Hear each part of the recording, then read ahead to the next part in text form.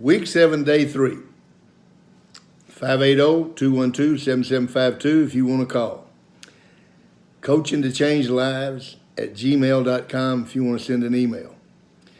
Remember all these stories, and you've figured out by now that a lot of these are personal with me. And the one thing about being 70 years old is you've experienced a great deal of things.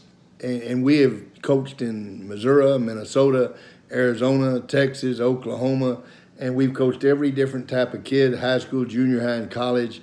So those experiences have given me a lot of stories. And so some of these are personal stories and some are stories that I've researched. As Wilson Meissner said, if you steal from one person, it's plagiarism. If you steal from many, it's research.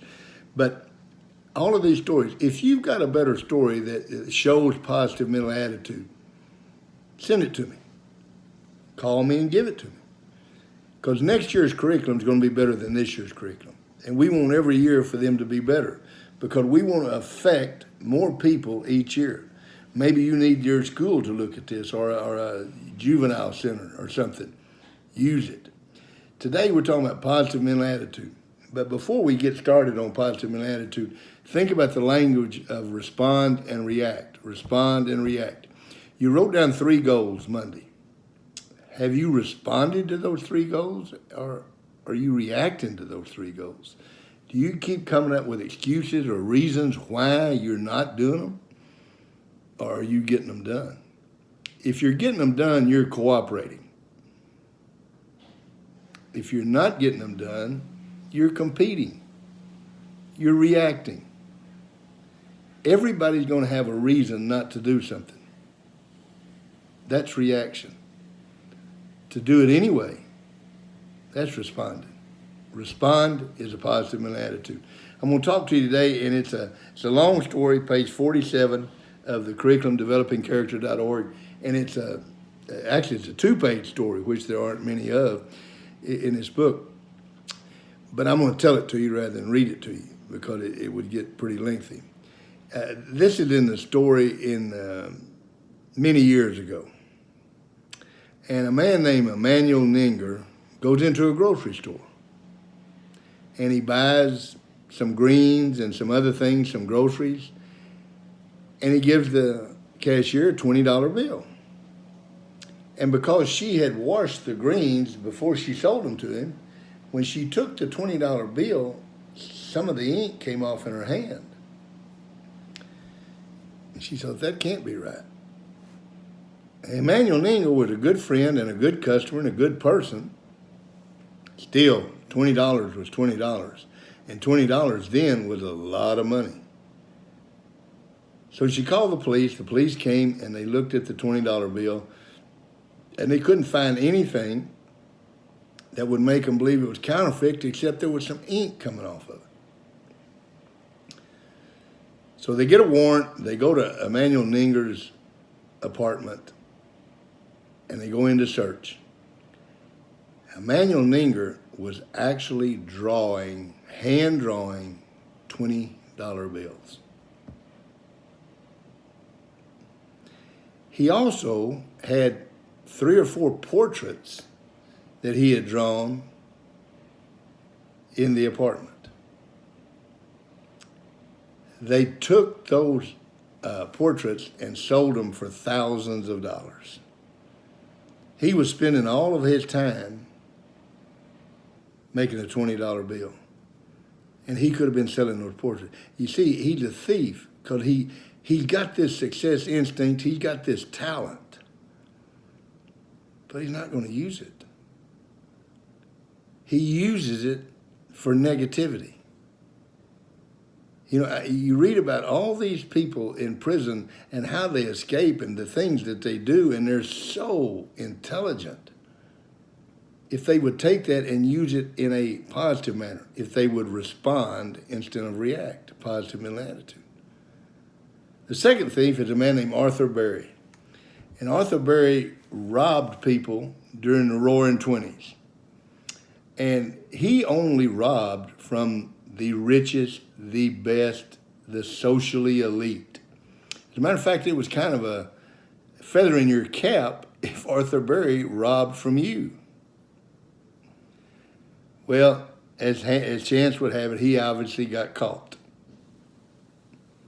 And to make a long story short, he went to prison, he got out of prison, and he went to live in a town in New England.